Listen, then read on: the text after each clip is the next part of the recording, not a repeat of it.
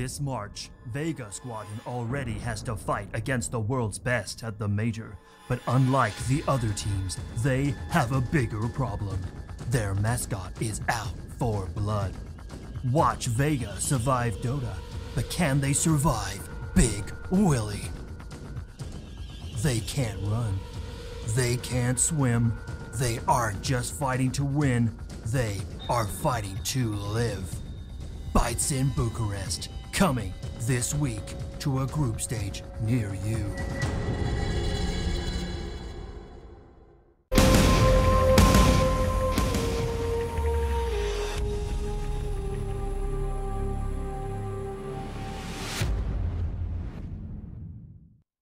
Coming up next, Newbee versus Vega Squadron.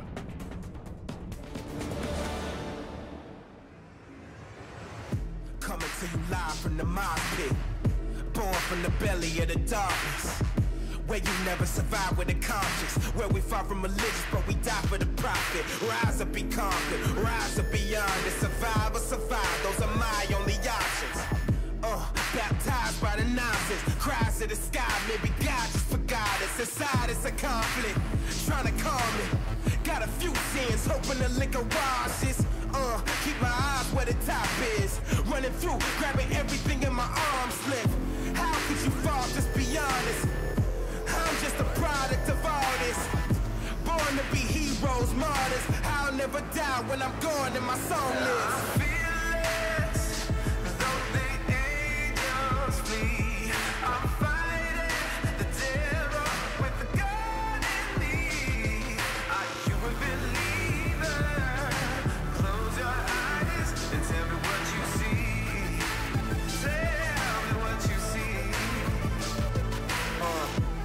This is pain, struggle, and losses. This is rain, shovels, and coffins. This is God's sons and daughters sipping on holy water while we holding on the crosses.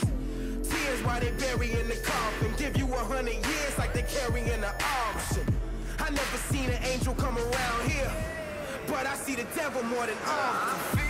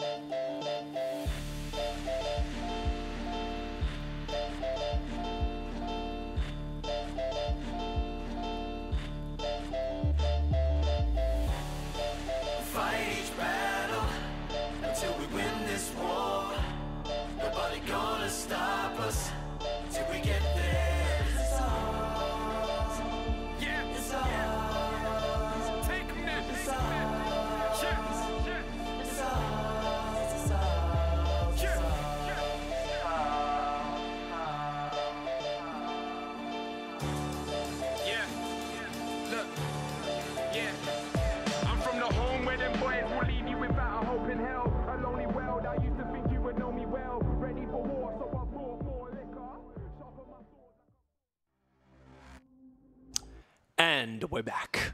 Final game of the day where we have Vega going up against Australia. I mean, Newbee.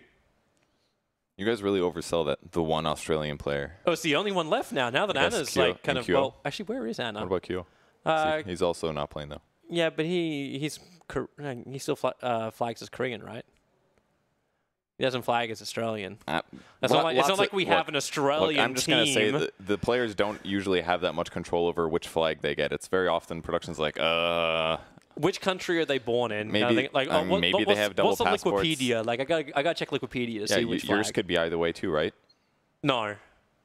No. I mean, you grew up there, but don't you say you have... Born there, lived there for majority of my life. I'm just saying that somebody could make a mistake. Yes, I'm a dual citizen. There we go. My father was British. Okay, there we go. He was born just outside of London. I'm saying if people didn't know you and you joined some Dota team, maybe they'd throw the British flag on you because of a mistake. I like it. Me join some Dota team. That's a good one, Kevin. That's a good one. Yep, good times. This is going to be a really good series, though. Yeah. So we actually have, hey, KP! There he is. They knew. They knew what you wanted to do. Yeah. They knew. Yeah. This is offlane matchups. I'm not super familiar with Vega Squadron myself, other than the organization. They've basically most of the best players in the CIS region have at some point or other played on Vega. And basically everybody on VP probably at some point. I think as far as the CIS region goes, almost everyone's played on every team apart from. Pretty safe. Actually, no. Virtus Pro went through most people when Na'Vi were doing their shuffle. When they were just like, oh, you know, this week we're just going to use this person. This week we'll use this person. Okay. Poppy can't decide who he wants in the team. He'll just make his own team then. All right. But I'm curious to see how this one ends up. The GPM, there's a bit of a GPM disparity here, I must say. But that could just be playstyle-wise, for example. There's obviously far less last hits. Well, you know the way KP normally plays. Like it was how Newbee used to dominate the scene. He would play like these Naga off lanes and then end up becoming more like the real one position. And yeah. So I mean, I think the important thing to remember is that Vega is not very highly ranked in comparison to Newbee here. With that said, though, Newbee had a bit of a disappointing performance in the previous major. They ended up losing their first best of one, actually, against Kingwin, so there is certainly upset potential. I think Kingwin has a better record than Vega does recently. Vega's actually lost their last 3 series. 2 of them were against the same team, against Effect. So, I mean, maybe it's just a little bit of an outlier, but Vega is not the most proven team. They have a lot of players here, some of which are less known, and I think Newbee should be able to close this out. But we'll see if they have some nerves issues, because they got knocked out really early in the last tournament, earlier than we expected. They did, and it's always one of those things, right? Like you play up against a team which is, like we're talking about it right now, like Vega are most definitely the underdogs coming into this, at least on paper. Yep. But that's where they live. Like it's, if you're an underdog, Sharks. this like as a shark joke. It's no. Okay, that's just kind of makes sense. They're under the sea and they're kind of like dogs. They eat scavenge things and the underdog. Not as good as Newbee. I wasn't going that next level on you, Kevin. I'm not that smart. Like I'm not L deep. Like but I think like as far as Newbee goes, like if they can play just their kind of style, if they can enable SC to gain space, if they can have a good initiating hero on KP and then just a stable hero for Mugi, the supports, I think they're going to get the heroes they want anyway. I don't think anything's really going to stand in their way for this one. So for me, it's always about knowing if KP has the initiator, if Mugi's got the farmer, and SC's got a great tempo controller and hard to kill and just flashy player as well. I mean, I agree that's their style, but I think they have to worry about lane matchups as well. That's one place where a team that's more underrated can potentially exploit some weaknesses, win some matchups that they shouldn't because their players are probably worse. It's probably because I put more faith in both Kaka and Faith to execute with the rotations. Like they've been really good lately. Faith especially. A lot of 5s lately have really impressed me. Maybe that is just the farm change or something like that. But I mean, hopefully Vega can win this one. Or maybe they don't want to win it because then they'd have to play better players in the second round. I'm not sure. I'm not sure what the strategy is. I think no matter what happens, you want to win a game, right? Like, probably. You can take out Newbee. I doubt like Optic Gaming was sitting there today saying, you know what, I prefer that we lost today. Maybe Vega we want would people to lose. undervalue NA Dota. Maybe Vega will lose and be forced to play against VP or something like that. Because VP is a 0-1 trash team. Get out of here. Might as well leave the whole tournament, you know? I know Slacks is randomly picking, wait, was Slacks just randomly picking the opponents? Yes, that's how this works. Basically, the teams that go 0-1 play the teams on day 2 that went 0-1. It's basically like a find out who's the worst team and goes 0-3, and find out who's the best team and goes 3-0. I'm not certain I'm happy with Slacks having this much power. I think PGL have made some bad decisions here. Yeah, for sure. Should have been you casting everything. Like, why can't we have someone responsible and impartial? Like we have... That's mostly Slacks. I mean, there's things he's not responsible about by Magic Wand. I think we have like a different definition of like... He doesn't upgrade his boots very often. Like when I look up impartial, I'll probably look at the Oxford Dictionary. You sound like you're getting your definition from Urban Dictionary. Dictionaries don't matter anymore. Right. Words change too fast or we something. break the language. Hey, Dota's a different language anyway. I want Red Eye to do the drawing. Screw Slacks. Let's give it to someone responsible. This is Sand King, I think, is a hero that in a lot of ways reminds me heavily of Newbee. I feel like they pick it all the time. It's either Kaka or KP playing it. Yep. And it's kind of interesting to me they picked up A as well, because I guess it is flexible in lanes. It's one of the nice things about it opening, and it does give you that late game win potential. Blink stun, kill a man. That's the thing that a lot of teams sometimes find they're missing late game, because everybody's getting very good at like predicting where people are moving on the map, not taking bad team fights. So now it becomes you have to force an engagement that's less than ideal. That isn't going to be easy. A on top of that though is a great laner. Chilling Touch is fantastic right now, slow potential, but now they're a little exploitable, and the Chen has basically done that. Yeah. This can at least push the lanes, but at the same time, like, AA does make life harder for the Chen. Like we saw early today with Kuro playing his Chen, where a huge combination hits his team, Hand of God and Mech, we're all back to fighting strength. So this will be a little bit harder if AA can actually connect. Yeah. Laning phase problem. But the laning phase is going to be hard though. I mean, they could do the EG thing, grab CMs instead to disable the creeps. It didn't. I think Optic did the same thing, also grabbed a Crystal Maiden. Yep. What am I thinking? Was it EG or was it Optic? It was Optic. It was EG and Optic. I swear it was both. I know Optic did the CM versus Chen. Yeah. I don't know about the EG. I think it was both. Both teams grabbed CM. Maybe, is that an NA thing? I don't know. But it definitely worked out okay. I don't know if I'd want to do against the Gyrocopter, maybe too vulnerable. And once he gets BKB, you're just food. But some kind of Chen solution or secondary roamer that can deal with that would be nice. You can still go back for the, you had like the Witch Doctor. Like it was also one of the other counters against the Chen. But that would actually then push SK into KP's hands. And I don't know if they want to reveal that this early on. But they'll have no other choice then, because like, what else are you going to pick? You're going to pick SCs or Mugi Tier? No, it seems they're a lot more focused on banning out cores right now, that's for sure. Yeah, take out Terrorblade, take out Lifestealer, take out the heroes which Mugi can just walk over you with. And they're not even focusing SC. Like. Both very good against Gyrocopter. I mean, maybe the one last I'm thinking about is Juggernaut, but Juggernaut has still not been the most popular hero. I would say work out pretty nice with a Sand King, I guess, but Omni Slash versus Chen Creeps is not going to be a good time. So maybe it kind of protects it in that way. But I feel like that was one of the heroes at the last major that was picked against Gyro often. Most of the other cores are gone. Most of the other big ones. It's kind of fun to see Lifestealer get a little bit more popular again. It's been a long time since he was a hero. Yeah, it's one of those heroes that the Mugi was always playing, even when it was out of fashion. He was still bouncing onto Lifestealer. I mean, it works so perfect with Sand King anyways. Like, even if he's out of the meta, that just feels like the most obvious ban. And it's their hero. Like, come on. Of course, they're not going to ban out Crystal Maiden or whatever we were talking about. Don't remember. Yeah, we're talking CM as a counter. Well, there's KP's hero, so it will actually be a 4-position Sand King and a 3-position Underlord, and Vega get the Rubik. Yep, good hero to have against Sand King. Can't be too bad against Underlord either. I mean, I'd be pretty happy grabbing Firestorm. But Firestorm versus Chen Creeps is great. Slow down the push, deal a lot of percentage-based damage, keep his team more alive. Actually gives some counter as well to a little bit of the team fight that's coming in heavily from Vega. Yeah, especially if he gets a Crimson Guard. Crimson Guard against like Flat Cannon and stuff, super valuable. Really adds up the damage block. One of those heroes too, like I'm wondering if they can zone him out. Like I mentioned before, like as long as KP can get a stun or at least be an influence in the fight, like that's one way to do it. Oh, hello. That's kind of cool. I think Gyro is decent against Underlord in lane for sure. Just because Rocket Barrage is so much damage, you just get him solo, you can definitely kill him in between Rubik, Gyro. But that's if you had that lane. Like right now, we may do the lane shuffle where Gyro tries to go top and Underlord goes towards the top lane too. Yeah.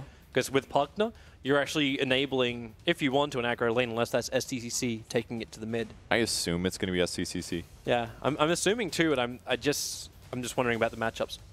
I really like the Newbee lineup right now. Super synergistic. It's too much too much magic damage is maybe one of the negatives. And especially being against a Rubik right now, this kind of sucks because if he actually sits on defensive mode, I think they're going to take way less damage from Pugna Underlord AA. But who was the Batrider in Katowice? They played Batrider versus Pugna, and it was such a pain in the butt because every time he wanted to initiate, he was always in range of the Netherward when he wanted to trigger Firefly.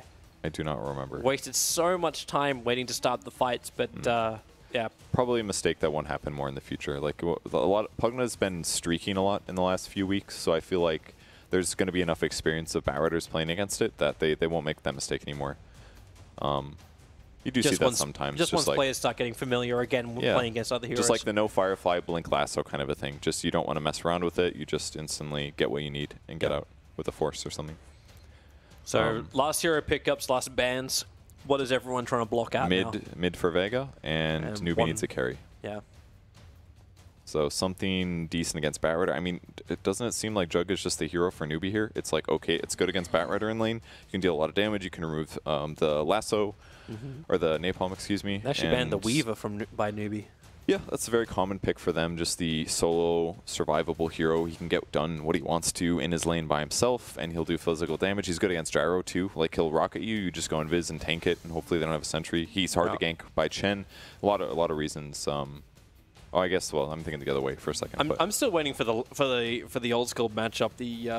I don't think he's that much of a hero anymore, and you can definitely back me up. Slark against the Batrider used to be a really great lane counter to the Batrider. Hard to get away. I don't know. That hero's pretty shit right now. Yeah, I think. Yeah, sometimes. That's why OD's dropping in rank, right? It depends on matchups. Like, it's actually not bad here. I don't think. It's pressurable by Chen, I would say, but once he gets like Shadowblade, he can kind of do whatever he wants. Yeah. Because I'm thinking like you need a hunter. If they don't, like, the SK can be at least part of that stun, but the Underlord and the Pugner are not your initiators. So you need something that's going to be like biting, fighting. Unless you want to start doing things like a Clinks. He was one of the heroes that used to run well against Chen with that Death better, actually. It's because it also gives them another tower hitter. Slark can't hit buildings. Obviously, Pugna can deal with them, but if you're relying on Nether Blast to blow up a tower from full, it's going to take a long time. Or you go really safe and you're just like, okay, we'll just pick up a Luna, and something like that's better. The glaive bounce gets to work too, and it amplifies all their magic damage. Yeah, I think something like Luna is certainly safer. Clinks could work though, but I think the Luna is on the right path. I think you're definitely going to be more likely to be right on that one. Hey, you asked me to predict a couple of heroes. You asked game one. I've given you 3 now. Some good options. But I'm going to stop there because when I go beyond that, who's their mid hero? Come on, dude. Who's their mid for Vega? Yeah. Against this, someone who's got range, who's not going to be casting the magic. BKB gap closer, maybe. A BKB gap closer? Something on Vega is. I think they need BKB against all this magic damage. There's a lot of stuns and nukes and stuff. Yeah, they went to pick OD themselves. Doesn't match up well against Pugna because of like Netherward and stuff. So. Well, the one hero I was thinking of was the default was DK, but I don't know if that's gonna. No, it's a Faceless Void. Huh. Yeah, DK's. Where's DK been? Is the people just done with him? He's not even in this. I mean, it kind of. Actually, we did. There was one team that played him earlier today. I remember. Yeah, there was one. The removal of his 30 attack speed perk was probably one of the biggest nerfs in the whole patch. I think it's actually huge for reducing his carry potential. Void is a bit of an interesting pick. It gives them closeout potential, whereas before they were reliant entirely on like Batrider Lasso for that, which is a little all in. But with Chrono, that could set up a really good team fight here. It's not great against Sand King because Sand King's Burrow lasts 2 seconds, so pretty much Burrow plus any damage will be Void losing HP. But against like a Pugna or something, it could be really good. Yeah, they get the Chrono off. But that's only if they can get into the back line. So I think a lot of pressure is on the Chen and Rubik to really establish dominance with movement across the map. And this will enable the Batrider to get the initiation. I don't think the Batrider can be the scout in this game. He'll be okay in the early game as well, though. I mean, against like Pugna Underlord, they don't have the best disables. He can chase people down. Hello, DK. There's the DK. I think DK's a really good pick here. The damage on Vega Squadron's a bit weak, so if he can be survivable in the mid lane, then they are going to do it. They can buy themselves time. That's their tower hitter. It's another. It's kind of similar to the other recommendations like the Luna, except it's more survivable. Just throw him in the safe or in the mid lane. He's in the mid for this one. It's SCCC on that DK. It's definitely the right move. Yeah. I don't think I'm the biggest fan of Vega's lineup. I think they're a little bit too reliant on like Faceless Void to deal damage later. I mean, I like the Chen Gyro opening, but with Rubik and Batrider, I feel like they're going to be a bit limited in gank options. If the Gyro can keep up with the Void, then I'm okay with it. But it's that hard thing, like, what are you going to do? Buy a Blink Dagger on a Gyrocopter so he can position himself around the Chrono? Basically, the 4 heroes on Vega of Chen, Gyro, Rubik, Batrider, they need to walk around and make stuff happen constantly, and Void needs to get involved whenever he has Chrono and then go back to farming. And hypothetically, they'll get to this point where they're far ahead, and they can continue like farming, getting kills, getting pickoffs, kind of stuff. Maybe close the game out. But I definitely like Newbee's draft a little bit better. Yeah, ditto. I think it's a very simple draft to execute. I think it's also like that combination I was talking about with the lanes. Like, you actually have Mugi on the Pugna for this matchup. So they can run that aggro lane on the bottom. They can add a lot of pressure with the Pugna, because if you back off from that lane and you say, like, okay, we want to try and make sure that KP doesn't get any space, you're going to lose your tower. Nether blasting that tower down, you're going to harass the hero and bring down the building. And with this kind of like double-pronged pressure, that's when SCCC can do his stuff. Oh, I'm not being ganked as a DK. It's already hard enough to kill me anyway. Yeah. And then I hit 6 Dragon Form. Then he forces down the other lanes. I'm very concerned about Vega's draft here, that I think they're going to be out-pressured, and they're going to be playing response Dota to Newbee. Speaking of which, Newbee are trying to get off on the right foot. They leave Observer wards down, they're coming up, and hello, Chen! Any stun would be great. Burrow strike, he doesn't have the range. He's just short, chilling touch. Moving. He stopped for half a second for it. Wait, that's just regular Chen? Dude, Chen's fast hero. He does have 4 legs, though, so that makes sense. That's actually really unfortunate. I think if they barely hesitated there and it ended up keeping Chen alive, but Kako was, I think his camera might have been somewhere else, I'm not sure. But for a brief moment there, they lost the gap, and then they just found the Observer ward. Did they, though? Oh, that's a sick ward, dude. They're not going to find it. The only way they'll see it is if Sanking runs south. Something's there, right? Where? Hang on. They know. Wait, where is it? I don't think they... Someone actually has to run up the hill on the other side in order to reveal that it's there. It's a smart word. Yeah, they just saw it. They just saw it then. Yeah, they got vision. Faith attacked it once. I don't think he really meant to. Slayer's able to steal one of the runes. All right, they got it. Nice. Yeah. Okay. Well, I mean, their trialing's pretty solid here. That would have been so sad if the Observer ward went through an entire duration. Yeah, it's a pretty cool ward placement, though. Very difficult to spot. Things like that are a nice progression to solutions against all these easy sentries in the early game. I like this from Kaka. So Kaka puts down the aggressive Observer ward behind the Tier 1 tower on bottom. This is just to make sure they know where the influence is coming. So you got Gyro on the off. Chen wants to really influence this lane hard. And they'll understand that there is only the Chen on bottom. There is no one else here for the Gyro. Slayer's going to stick up with KP on top. And this is actually very problematic for KP. 3 sticky napalm charges. He's only got the 1 point off in the atrophy aura, so there's no stuns to give him the distance. So all they have to do is just keep stacking him up with sticky napalm. And then Slayer, when the time is right, will pick him up and drag him back. 6 sticky napalm charges now. He stuns too early. There's your pickup. Throw him back down again. And they have enough. One more attack from Busy will do it. And that is first blood on the top lane. Not what KP wanted to have happen. And a very simple combination of that Bat Rider and Gyro. Yeah, if you're wondering why he didn't lift earlier, it's because if he lifts too early, KP just TPs, and then he's going to be fine. So they were just forced to fall in that far, and KP just spends all of his gold on teleport scrolls. He's planning to die a lot this game. That's a really sad outlook on life. It's like, I'm just an Underlord.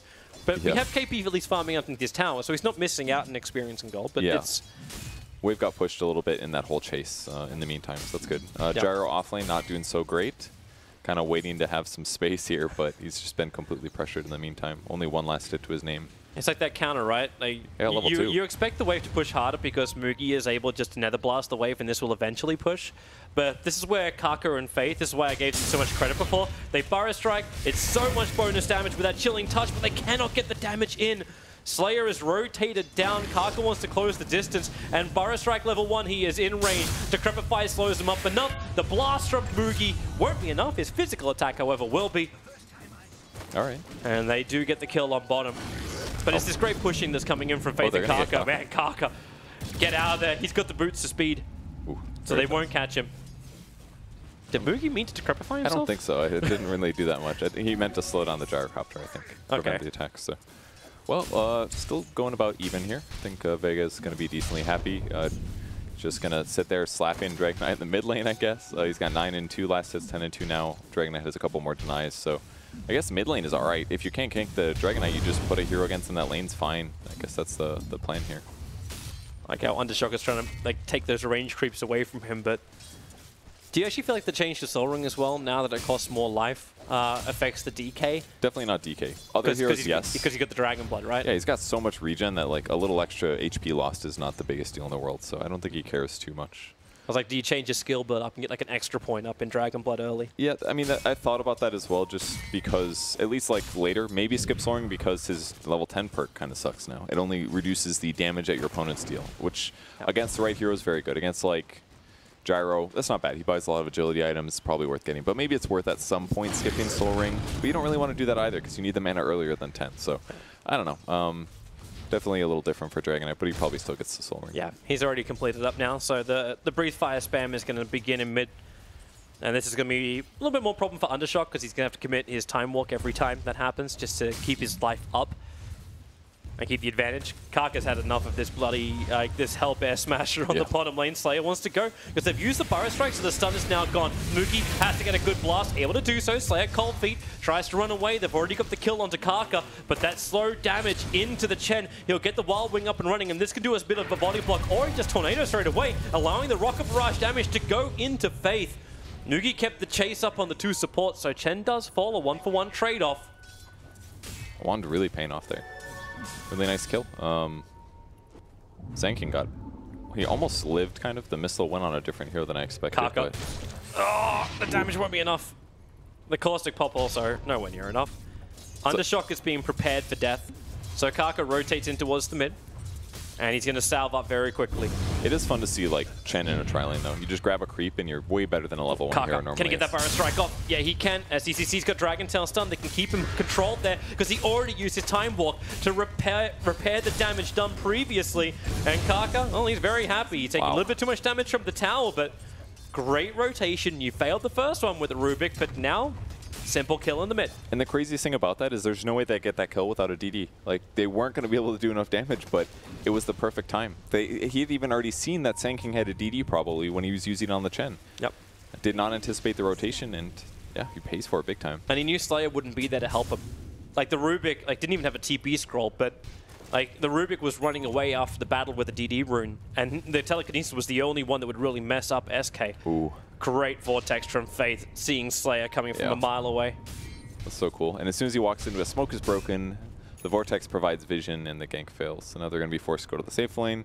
Very likely the Newbee's going to anticipate this too. Yeah, Moogie's already sitting behind the tower. Also interesting to watch Moogie's build. I thought, considering the heavy rotations that could be coming in early, you had to point up in Netherward, but it's a 3-2 build. Yeah. The Netherward point looks good, but it doesn't often save you or secure kill. It's better to have more decrep and blast. Just get it low as cooldown possible. That Observer Ward saw Moogie go into the trees. They don't know his exact position, but they know he's around there. Faith coming over. There's boulder stuns galore and the homing missile. And even the telekinesis grab. Faith being picked up, has to throw down a Vortex, but there's still a couple more rocks. Or at least one rock, so they can get some more damage into Faith. And SDCC, hello.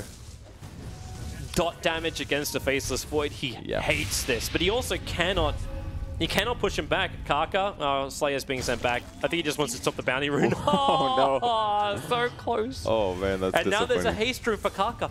They can rotate in towards mid. Both Moogie and SCCC have combined here, but Karka is waiting for the right time. Undershock, he's just shy of level 6. One creep, and he'll actually have it. Chronosphere is up. The leap in. They'll catch 2, but he also got Batrider on the edge of the Chronosphere, so no real damage being applied to the DK in the middle of the fight. They'll get the stun off. 14 one-charge for the last toe. He can't get it off. SCCC will go down.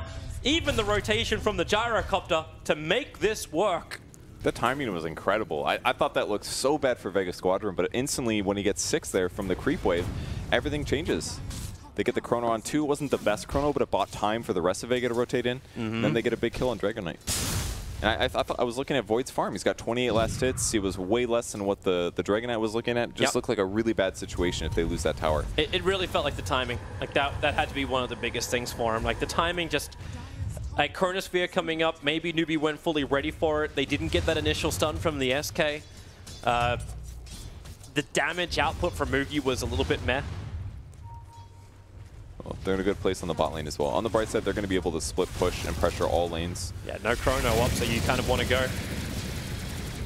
Good timing for the creep wave to show up. Oh, Moogie, drain him, dry. Not enough. One charges. A lot of mana back to Moogie there. Like a trip back to the fountain, practically. That's the beautiful thing, right? Cold Feet triggers because to Decrepify, you can't outrun the Cold Feet. True. Works out nicely. We have Rubik shifting around, trying to get initiation here, while stealing bounty runes. That's plan number. Wow, interesting skill build. He went for the aura first. Not sure if I approve, but maybe there's a weird circumstance that You did say there was a lot of magical damage, so you can understand getting some of the negation. Yeah, for sure. Maybe he grabbed it in that last fight against Chronosphere and his Fade Bolt was already on cooldown. He's like, if we kill this Dragon Knight, guys, it is so good for us. Like, things like that can justify weird points like that sometimes, for sure. Movement's coming to the top. SCCC, Kaka, going to try and help out KP. They can do a lot of damage to this top tower. It's low, so all they're trying to do is secure the money. And that is all. They can rotate to the other lane. Slayer on bottom lane gets to pick up over on Moogie. Call down as well. Moogie is totally toast, but Rubik caught on the Cold Snap. Faith I think he wants the kill, but he can't see him on the other side of the tree. Up on top, however, Batrider's on the run. The creep wave is trying to chase him, but Newbee have no way to close the distance. Yeah, at least they get the one tower. Did they TP bottom? The Pugna's been so heavily pressured here. Here they come. DK jumps in the tree line, stun over on the Chen. Breathe Fire is available. SEC going to be picked up. Slayer reveals himself in the tree lines. The Dragon Tail stun isn't available. The damage! Wow. Woo! Null field value point. Face off, man. No, it was on offensive. It actually didn't matter. He went down to 40%. He went down to 40 HP. He didn't have. It was on. It was on offensive. No field. It didn't do anything. Oh, I'm sorry. Sorry to crush your dreams. But. Okay. Well. Okay. Non-value point. Yeah. Still interesting point. Good pressure from Vega Squadron so far. Like they're keeping this game very close, but they have to kind of keep doing these very smart movements to stay even. Lasso, perfect grab onto Mugi. He put one blast into that mid tower, tries to outrun him with that magic one charges to Decrepify. He cannot get the distance on the Batrider. Still caught under the fire and flames. Didn't Pugna just die? Yep. That is so bad for Newbee. Like, they're pressuring him really well. 2 kills in a row is amazing. And they didn't even have to chrono for it. Super value there. Save chrono as long as you can. Continue pushing in mid. Once Void gets a couple items, like if they keep on this trajectory, Void's going to just start solo killing Pugna by himself with like 1 damage item. Depends on what he buys. He's going Mask of Madness. That's perfect. That's the item that allows him to solo kill. Yep. If he goes something like Battle Fury first, then he's committing himself to this life of farming and just Chronosphering with no damage. So see, I'm still wondering though if Vega are going to get these chances. Like right now, Blizzy is doing fantastic on his Batrider. He's finding solo chances. The Chrono will be great, but most of the damage is going to be done by having the DK on the front lines and probably the one hero you do not want a Chrono. Then you've got AA Blast to counter. You've got Pit. You've got the Reigns. I agree, but it's still so early in the game that they can set tempo. And if Newbee can't just like 5-man and have these ideal circumstances. It's a tempo. Chronosphere onto DK. Well, you want to chrono him when you got Penitence, an entire creep wave, as well as having the Gyrocopter. Like, it took 4 heroes to bring him down. It looked like a sloppy gank, but that was actually really good because it was just Chronosphere and a homing missile, and that's it, and that's all it took. And Gyro Rocket Barrage, which does magic damage anyways. Like Boogie, killing the Rubik. Slayer. Oh, he's even trying to taunt himself away. The value point. Value point. But they take the bottom tower now after killing the Dragon Knight. It's absolutely worth it to kill DK in exchange for Chronosphere, especially as they transition to more items. Worked out great. Chen Amp, Chronosphere, into homing missile, and some Rocket Barrage. So some things will change now. Ancient Apparition now has his ultimate. So Ice Blast on the field. Okay. Vega should be a little bit more aware of this. I would definitely agree that that's going to change things a bit because now they can get kills with their supports, whereas before it was like, yes, A does some damage and some disable, but it's not enough to be overwhelming. But with Ice Blast, 1 stun, and that should be a kill. Readiness scanning, looking for a target. Vega do have multiple heroes on the bottom. There are Observer Wards nearby. Void actually triggers it. They Burrow Strike on the other side. The Ice Blast is perfect, and well, you said they wanted him. They got him. Yeah. And the Observer Ward watches Chen go into the trees. They're not going to fight it, however, because they don't know where the rest of Vega is. I can tell you where they are. 3-man smoke up, heading bottom. Looks like he's and now Dire scanning almost exactly the same position, looking for an opening. He's rushing. Is he? Okay, the TP. Good time. They thought it was only a Wildkin. Little did they know. Batrider, Blink, Lasso. He managed to catch a CCC, but then the Pit tries to turn the fight around with a Burrow Strike forward. KP wants to take everybody home. Ended up being a 1-1 trade off the Burrow Strike. Oh, yeah, he cancels. They want to keep fighting this one. Slayer will drop the Crepify Cold Feet. Gyrocopter can't run away from this one. He takes the damage from the blast. Oh, Chen! Ooh. Sends him back home. Faceless Void will even deny the tower. Does that count as a bait when you cancel your Pit Lord ultimate? That was interesting. I thought they were going back for sure, then KP realized like, oh, actually we're winning. This is fine. Well, if they got the kill on the Gyrocopter, then you'd be like, okay, this was absolutely fantastic. Yeah, it was very close to being fantastic. Really good plays by both teams. Well, I guess Vega kind of got initiated on heavily. Batrider goes in, thought he had a good fight, gets disabled, ends up dying. He was the high net worth on his team, now not so much. Yeah. That Pit of Malice came in really quick. Oh yeah, that was the Pit of Malice for sure. And you can't outrun it. Like Decrepify as well. Like it's this combination of abilities that just keep that movement speed control, positional control out. Rubik was probably dead either way. That was kind of a defensive offensive thing. Yeah. But I don't think Gyro needed to be that aggressive. But they pulled through, man. They made it work with the send back. Yep. Makes a big difference there. So this is my concern right now for Vega, and I'm hoping they can find a way to stem it. And it may just come through their big team fight. the fact that with DK and Pugna, they can, like, Newbee can just keep grouping up and forcing down towers. Whenever Chronosphere can go on to cooldown, or whenever Batrider's not ready to jump. You're right, but they can split push as well on Vega's side. Between, like, Batrider, Rubik is okay at it. Chen can definitely do it with creep waves. When Rubik steals like level 4 Firestorm, yeah, he could definitely do it. Yeah, that too. There's exactly. He's basically he's a better version of Underlord now. 2 spells, whole creep wave is nuked. One of the best things about Rubik. So push the lanes out. If they 5-man, you're going to take towers. Maybe not as fast, but still rapidly as long as the creep waves are pushing. And then once Newbee starts spreading out to react to this, then Vega could go on and get kills again. But I still think that Newbee's position of now having a Blink Dagger on Sand King, as well as the A, it's so many gank possibilities. They can go with either Pugna, Underlord, or Dragon Knight, and they've got to kill every time. Burrow Strike, Ice Blast with Ice Vortex, and those other the third hero amplifying it. Unless there's a send back or something. So I feel like it's a lot easier for Newbee to make ganks happen on the map, whereas Vega is pretty focused on it being either like Batrider or Void. And Void is very limited by, I mean, both are very limited by cooldowns, so. Well, prepare yourself for Newbee. They're coming in between their Tier 1 and Tier 2 tower. They have smoke available, and this will be the blink reveal from Kaka. So it just arrived 15 minutes into the game. Mid.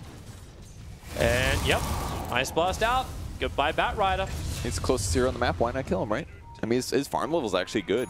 It's worthwhile getting that kill. The other reason, too, is the Observer was down inside the Radiant jungle, so they are ready to fight down here, too. They don't have Epicenter from Kaka. He actually went for a 4-2-1 build. But SDCC, under the cover of Shadowblade, revealed this item, and Chen, he's got Glimmer Cape, but he cannot get it off in time. So everyone else starts their TPs out. Do you notice that Dragon Knight still has his 2 shared tangos from the start of the game? I'm pretty sure. Unless those are recent, but that's... Are you trying to say something about Dragon Blood here? Is that what you're going for? I mean, in his defense, it was literally a Dragon Knight versus Void lane, and there were no ganks. So, like, Void's not going to harass a Dragon Knight.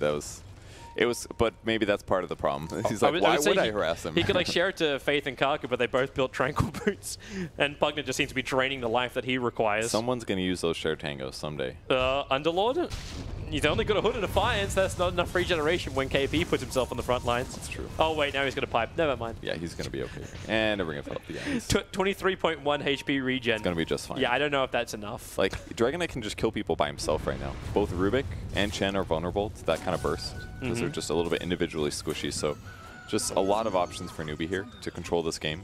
Newbee was coming in to try, like, Faith was trying to get an aggressive Observer and Sentry down. And yeah, look at it's just happening again where we commit multiple sentries to try and find out where it is. 2 sentries being committed for no Observer wards. Sorry, Vega. That's a really bad feeling too. Like if you get a D ward and you start feeling confident about it, you're like, I know where this guy's warding. Now but if you put a couple sentries down and you don't find anything, you're like, okay, it's probably on this other hill, and he's watching me right now, being an idiot, and it just affects your gameplay, you know. They actually have like so many, like they got 5 sentries across this bottom area of the map. They don't actually see the Radiant Observer ward. Now it's Newbee who are using that small little... It's almost the same cliff position. It's very unlikely that Vega will ever scout out that Observer ward that Newbee has. And the vision thing is just so important because, again, it's easier for Newbee to start these ganks, so... Okay, now like does Blizzy see it? Does Blizzy see the Observer ward as he walks past it? Ping, ping, ping, ping, ping. Hey, guys. Yeah, he got it. But hey... While I de-warp this, I wonder where Newbee is. Oh crap! Blink, Burrow, here comes your Ice Blast, and your initiation of Batrider is now toast. You sold Sandstorm from the SK. Not exactly what Rubik wanted. So easy for them to get kills. Anywhere in Blink, Burrow, strike range, that's a kill. That's like one of the most valuable things about Sand King, without a question. Just so easy. You got Blink, okay, you can gank anybody. I think he's also looking to Burrow strike down as much of this Chen army as possible. That's why Chen pulls it back to himself. Like, the crazy thing about the Newbee draft is that was their first 2 openers. They're like, if we have Sand King and AA, we're pretty good at lanes, and then we can pick any cores that have any kind of disables, and we just kill heroes. So, like, leaves their draft so open, actually. The only place that it's not open is in the support roles. So, if maybe Vega can find... I mean, in the future, whoever plays against Newbee, if they can find a solution to Sand King AA opening, then yeah, they can maybe beat this. But it looks so good on paper right now, and in play. They're pinging out the fact that SDCC is moving down to the bottom lane. Undershock does have his Chronosphere and Mask of Madness ready, but he has no team. Even the Chen flew out of clarity to himself because he didn't have enough mana to use both Hand of God and Penitence. So it was, yeah. Let alone his Glimmer Cape. Clarity stock has gotten a little incredible for sure. Oh, nice Burrow. They need to follow up, however. It's not coming. Mugi just put down the nether ward, but it's down the bottom lane where the root is onto KP. Support's on the way, but there's your Ice Blast. Gyrocopter sees it coming from a mile away, and KP, he just needs time, life, surviving to get the ulti off. He's got both Vanguard and the Pipe of Insight. So all the time in the world, Kaka, I can't reach Blizzy with the Burrow Strike. So way to safety. That was an incredible amount of survivability that Underlord had right here. That's what happens when your Underlord is like a top net worth position. That's incredible. Vanguard and Pipe. And he's regenerating 25 per second. I'm not certain about this from SCCC. This is not great efficiency. Which thing? He's dropped both of the shared tangos back in the fountain. How could he? Yeah. Somebody's going to use those. They can make a difference. It actually feels good to use one like mid-game when you're like 30% HP. You're like, I'm going back into the fight. Batrider blinks, lassos. It's onto Underlord, however. He's able to get the pin down. It's actually the one from the Rubik, too. So Underlord being massively stunned. 14-1 charges available. Are they going to find this? Yes, they will. The Ice Blast is coming in. It'll connect on the Rubik, but it was Kaka's epicenter damage that really started to turn this around. Necro, no! Defensive Chrono, and he still can't get it with the blast, the Necro Blast from Pugna, or the Nether Blast from Pugna. And with DK Dragon Form still up, this tier 2 tower will fall as well. I mean, they might keep going. They're going to do a little bit of damage to the tier 3, I think. Yep. But you've got Nether Blast. Of course, you're just going to keep going as long as the DK's got Dragon Form up. Like, they've got Chronosphere, but that's all it comes down to. No, Chrono's gone. I mean, that's like their normal team fight, right? Yep. Like, Batrider Lasso, I guess, but they're always initiated on. And once they are, Batrider's useless without Blink or BKB. And they just haven't gotten to that point yet.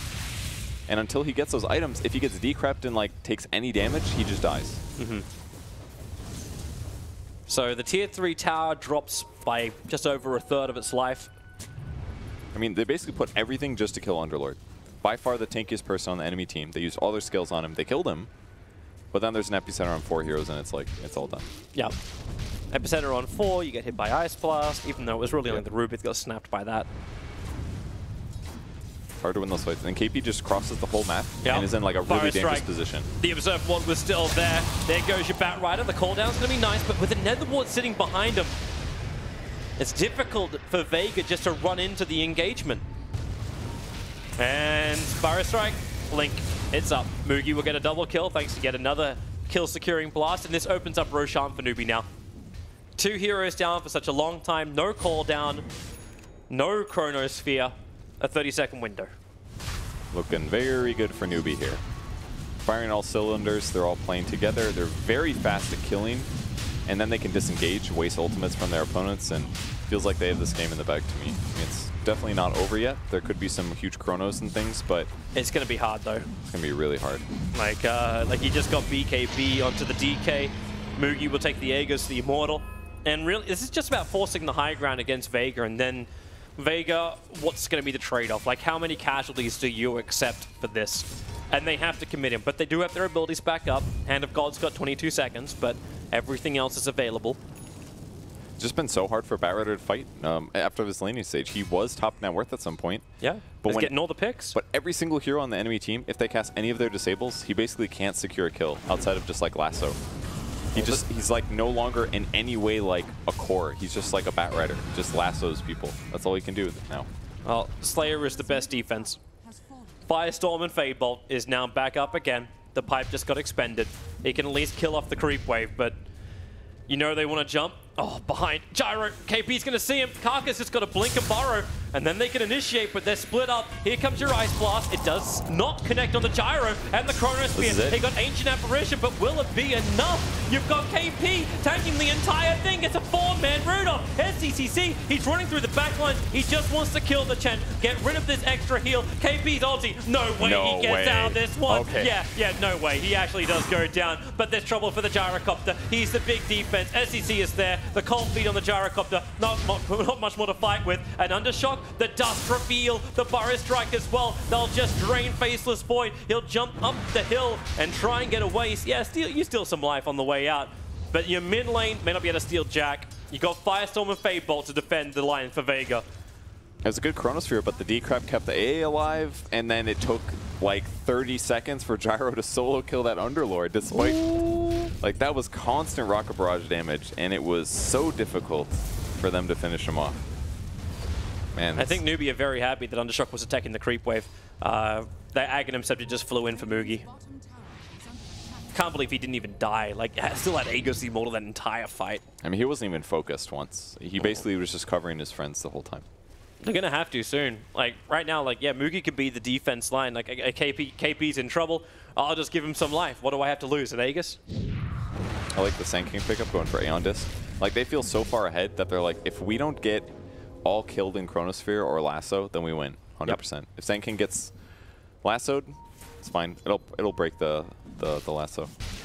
Then he can just stun somebody, and then the fight starts in a good way for them. You know what I actually want to give right now as an MVP award? Is I knew you were going to say MVP. I knew you were going to say him because you really give. Go ahead. What do you got? To the RNG, or at least whatever mindset is affecting Vega with their Sentry Ward placement. They don't find any of these, and they got both of them. The Fable's there, Slayers to help out with Zone Bar Strike. Sandstorm protects him for a moment, but then Gyrocopter, he's trapped, and they start draining him. The BKB, one more attack will do it. He's so low. Faceless Boy went back in again, but Decrepify Blast, you could say goodbye as a 1-1 trade-off. SEC did burn the BKB, but they won't care. They're going to go straight up mid. Crimson and Pipe being burned. This will be mid-racks. Oh, they have the Sentry, okay. They have Blink Lasso. Actually, they can do this. Chrono is available. Faceless Void, there's your Blink Jump, and now they have to control SECC. They don't do so. The Rubik will drop down. He's trying to kill the Ancient Apparition under Shock Faith. He's got the space to Decrepify Drain Blast! No! He had one job. He wanted the Ancient Apparition and to keep the rest of them occupied.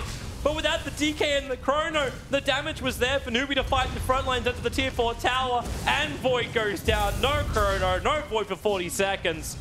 Oh boy, oh boy, oh boy. It chose the wrong target. He started on the Pugna. He realized, oh, he's got an Aegis. Let's change targets. And then he was one extra hit. If he just went straight for the A, it would have been a kill. And probably he would have lived. They're looking for the kill onto, what, AA again? Burrow Strike, catching the Chen. Mugi wants to let one more blast go. That'll kill off the tier 3 tower. Aegis is still there for the moment, and it will proc. But SCCC underneath the Sentry Ward, he has no invisible, burns the BKB up once more. Mugi starts his run out. Blizzy just trying to slow him down. Mugi starts the drain, needs more life available. SEC keeps on the back lines, but here comes your representative from Karka into Slayer. Gets a revenge kill for the death of their partner, but SK just can't survive long enough. Even SEC getting hit by that flame break. A lot of dot damage. Extra help is there with the time dilation, but they can't see him. Where's the reveal? They don't know where to go right now. SEC just wants to weigh out this one. He's done uses the one charges, gets a kill onto the Chen. I don't know if he can continue to survive this one. His Shadow Blaze in 12 seconds time. The homing missile will chase him down. He will fall. I'm going to say that was not worth it. Maybe he thought he was never getting out of there anyway, because he would have had to one charge, find a way in the trees, and then switch his TP scroll out. I mean, he could also have walked a different way than his opponents, but I think he thought he was going to be able to make it. Sorry, that's just too basic, Kevin. SCC doesn't do basic, he does advanced. He got a little lucky with bashes, for sure. There were some crucial moments where it was like, he's about to get away, then you get a bash, and elongate everything. Either way, the big amount of gold going to the Void there, but ultimately the team fight started in a good way. I mean, Vega only lost one in that engagement, so it looked okay. And Void is basically waiting for the front line to get past so that he could jump on the back line that's going to support. 2 hits actually on Pugna, changes over to the A. I think he just used Mask of Madness as well. Maybe came out a little bit late. You could see the swing at the end too as Mugi decrepified him. Like he was in half swing trying to connect on Faith. Definitely very close there. Oh, that's just painful moments. Yeah. And now they got to play from behind with the Chen. When their cores are not as farmed, Gyro's not even close to the leader. At least they have the Gem and Truce out on Blizzy. They can get rid of some of this vision of Newbee, which they've been using very well to get the better initiations from Sand King. It's true. Definitely helps. Pugna picking up Dagons, just trying to burst people. Yep. Pop them. You go Blink, then back into the Dagons again. And Underlord's going to buy another Buckler, so probably going to go towards Crimson Guard now. Lots of armor, lots of magic regen. Oh, he's got the mech. 32 HP per second. So he's got Crimson, he's got Pipe, he's got Mech, and then can get the full Greaves completed. Yeah, that's some good stuff for Underlord. Good luck killing him. Yeah, like a Shiva's Guard on the end of that now? Yeah, something like that. Or AC. I think Void's going for BKB next, probably. It'll be okay. And he kind of needs it, but it kind of is unfortunate as well. He was going Echo Saber, who knows, man. He's at this, like, Void is kind of one of those heroes who's always at this weird point where he both needs survivability and he also needs damage really badly. But I think at this point, survivability is definitely the way to go. I think Undershock's getting bored in his base. I guess I always so. feel like that sounds like an oven timer. Yeah, it is. Hey, yeah. hey guys, my hot pockets are done. Yeah. I mean, it's so hard for Vega to actually go on the map and do stuff because they're so scared about the burrow strike. They know how threatening it is. It's killed them so many times that they know that if like Void gets killed, for example, that it's just going to be a tower or a high ground push. So they BTs just are coming top. don't feel comfortable pushing. Do they know? Gyrocopter, they're sending him back, but does he have enough life? Yeah, he does. And they know Chen's going to be nearby, but he's also TP'd out. Cheeky. Maybe they're just trying to get information with that move too. Like, we need to clean up the creep wave if possible. No, we can't, but at least we know there's 4 heroes top for Newbee. They want to push the lane, but it's dangerous. So if they sit the Chen in the trees, then they can prep to send the gyro back. When it's too extreme, he gets sent back. As long as their opponents don't have a Yule Scepter or something like that, then he gets back every time. The Observer Sentry makes it very difficult for Vega just to slip around the back. They at least see Chen grab something, but they need to kill the Shrine. Speaking of slipping around the back, having a TP point behind your advancing line, that's not the way you play this game. It's just so easy for a Newbee, though. They can do so many things right now. Yeah. Just map control, waiting for kills. Yes, they can occasionally... Like a lane is going to get pushed out, they can just Ice Blast and wait 40 seconds to take the next fight. Ooh, he's going Rapier. Wait, on Gyro? Yep. It's a pretty good game for it. I mean, there's a lot of survivability on like Dragonite and Underlord, but other people get Flat Cannon. It's a lot of damage. So, and BKB's finished now for the Void, so they technically are ready to fight. This will be a fun challenge. He just needs to chrono the entire enemy team as they Flat Cannon all of them 9 times. Oh, it sounds so great, but how does he keep the distance? Like, how does he keep the range? It's fine. He just needs like anything to attack. Jump. Where is it coming? I thought like KP was going to get like a little jump off with Kaka onto Blizzy. It was Blizzy. It looked like Blizzy was about to go in himself, saw the ward and was like, this is really dangerous, and Bad got idea. out. Not safe. Like, Undershock does not want to have to burn his Chronosphere to save your ass. They need that to deter Newbee from going high ground. Exactly. Fishing for a kill here. Yep. It was previously a push, but... I do like how they leave the Dire Observer Ward behind on their top lane for Vega. So if Newbee do start the push, they at least get a little bit of an early warning system for it. That's a good point, yeah. Definitely And they helpful. finally are going to get rid of the Observer Ward of Newbee, of Vegas, which are near the Ancients. But they're waiting for Roshan. The Dodo is right now a Observer Ward, sitting on top of Roshan. They'll have to wait another minute and a bit before Roshan will be alive. And the team's just kind of moving around, so pushing a bit. It's buying time. It's buying time. He's so close. Another 75 gold. Don't take that Sata. That was his rapier. You greedy bum, Chen. Does he like sell his TP scroll? Maybe he didn't expect to get the kill. He's got to also get back to the base. There's kind of creeps in this base. Like, hypothetically, Newbee could be going high ground right now. I'm sensing just issues from you, Kevin, not solutions. Oh wait, they're actually sending him all the way back. He doesn't want to go there. That Courier now has to make the trip. Sacrifice your buyback for the rapier. I mean, it's safe. Like, imagine if right now Newbee was smoked, jumps high ground, initiates, and he's got to teleport back. Yeah. And he delays by like 3 seconds to get back, and then pops BKB and tries to fight. Like, the fight could be over by then. Chronosphere could be expended, for example. Come on, Courier. So this is, I mean, they can definitely win with this, for sure. Everyone witness the creation of a rapier and get res. The +3 flak attack thing at 15 completely changes the rapier strategy. It was good before, but now it's amazing. If in the ideal circumstances, you can get 9, potentially, I don't know if you can attack that fast, but 9 during a Chronosphere is amazing damage. They're actually going to come out to fight with the smokes. The only person who's revealing himself is Undershock. But He can catch Roshan, it's just starting up with this amplification of damage too. Blink Lasso, they find Kaka. He's been the greatest initiation that Newbee has had, but the lowness of the Aeon Disc protects him. KP wants to pull him back out again, but KP only pulls himself out. Roshan was still being done. The BKB is burnt from the Gyrocopter. SK can buy back and TP to the Shrines. This isn't really an option for Vega to take Roshan. Yeah, they're hoping for more than that. Still a good grab.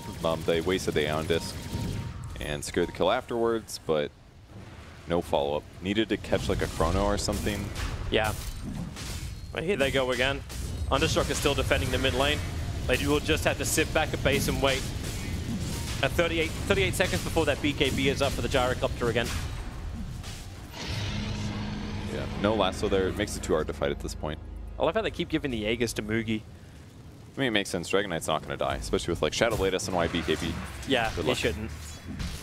And they're going to go Silver Edge on Void next, which will be able to break the passive of Dragonite, provide some kills there. Still going to have some damage issues, though. Void does not hit super hard at the moment. I'm very surprised he still has a mango in his inventory. It's very out of place for a 33-minute game. You know? It is a value mango. I guess Observers and sentries are down for Vega. It's their last outer shrine and outer tower on their bottom lane. But the issue you're going to be... Actually, you got the Ancient Army from Chen that can keep the mid lane at bay. And you have to bring it in for the fight because they're going to need that Granite Golem. Undershock's waiting for the jump. There's a sentry ward down, so we cannot use the Shadow Blade to get in close. And here comes Kaka under the Observer ward. Blizzy again can see him. Into the Firefly, gets the lasso over on Mugi. A huge target if they can kill him off, but that hit from KP right in the money. Ice Blast will only have this real chill effect, and KP, he's trying to get out, but it will not work. And he doesn't have enough life and didn't have his ultimate, but here comes your Epicenter. And the Chronosphere, but the Epi damage still continues to pulse out from the Sand King. Time walk away, get out of this fight. They need to. They're splitting all ways, Vega, but too many ways. The Rapier is down, and that's probably the game. Karka's now got plus 330 damage. Why not? Slayer will do his TP, but no. Burrow strikes there from Karka. Vega are all pushing up the daisies, and that is probably the game right there. Aeon Discs were way too good. In fact, it is. That's the game. It was so hard for Vega to win at that point. Like the Rapier was definitely a threat, the Chrono was a threat, but Newbee just keeps building all these all these what's it called, Aeon Discs. Yep. And then it just completely counters Batrider. Batrider's countered, Chronosphere is countered. Just the overwhelming gold advantage from Newbee gives them an easy win towards the end. But really, they worked really hard for that. They won the lanes convincingly. They had a great draft that made their lanes good. They made their ganking good. They made their mid game good. Their team fight was good. Everything worked out. It felt like they got all the heroes they wanted. Like those were all at various points like very strong picks in the last couple of weeks. Yeah.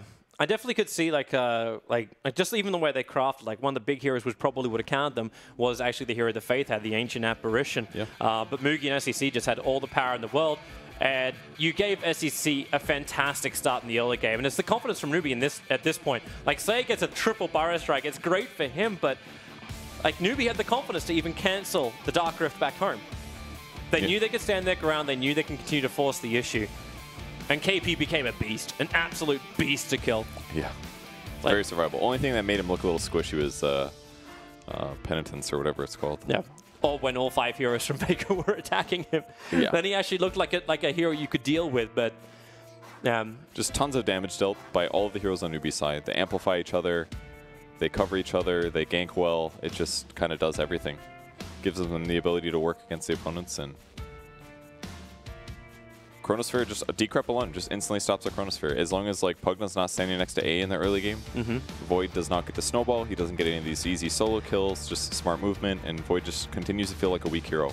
Like I feel like Vega grabbed him because they felt like they needed some team fight control from a carry position, and Void is very often the one grabbed for that. But I feel it's a little bit of a trap. I have not seen a lot of Voids win recently. It had a lot of dyssynergy, right? Like, when I see the Void pick up, I'm like, oh great, that's a great pick for Newbee. Oh, hang on. Like, it would have worked with the great spill damage and the position repositioning that can come from a DK. It would have worked well with the Epicenter, with the Ancient Apparition. He's just like kind of on the wrong side of the fence. It doesn't work with the Batrider. He can't get the Firefly into the middle. Chen's not going to really help out. Rubik can't really help out. The Gyrocopter's the only one, but that's still it's a huge requirement just for the positioning to be right, because cooldown's not your critical thing, it's the fight cannon.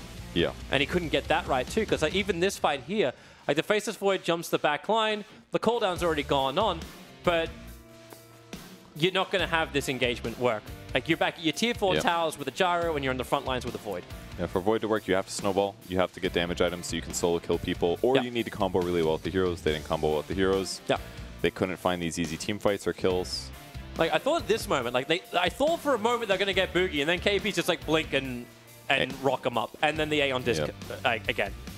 Aeon Disc comes in. That one's an easy kill. Then he goes in Chronosphere, somebody else, and kind of just the same thing. They removed the gyro. At least it was a nice grab up of the Divine Rapier. Like, that was a good moment when they potentially could have saved the game, but then, no. That was it. The Rapier was all or nothing right then, and it was nothing, not all. Yeah, I mean, even if he gets at home, it's still not looking good. Based on the way the Newbee is playing, it seems like they're very practiced in the late game. They knew where to move. Their draft worked out. They felt comfortable at all stages. They made a few mistakes. Newbee's looking good. Yeah. Good opener for them. I know we're going to have this up in a second from the production, but like, who do we want to throw up as a potential MVP? Ooh, MVP from... I guess maybe Kaka probably. I feel like he was all over the place on his Sand King, always setting up kills. Did well on the laning stage, did well at all stages. I think the Aeon Disc was a smart move. Yep. I mean, I don't know if it was his call or his team's call, but it was obvious, like, it beats all of their heroes. They have damage issues. They have these, like, narrow windows where they can get kills, and outside of that, it doesn't do very much. Produx is agreeing with you. Kaka is the man. Nice. He was definitely all over that. 2 extreme kills. And he got a rapier. Extreme Good for him. kills? And he got a rapier. So. That's what we need. Play 7 observer wards. It's the fact that, like, like the last items he ends with is Divine Rapier, Blink, and Tranquils with Wand. Okay. I mean, his stats MVP. don't look amazing, but he was all over the place. Yeah. I'm sure if we could see, like, stun duration or something, I know it takes a little bit of time to get that data, but... Yeah, he was the perfect initiator. Like, he was that guy, like, even if you stun one hero, he always gave them the advantage. He was always in the right place. Yeah. And you were talking about it during the game. Like, you had that Blink Burrow Strike. The initiation range is just ridiculously good. But their vision enabled it.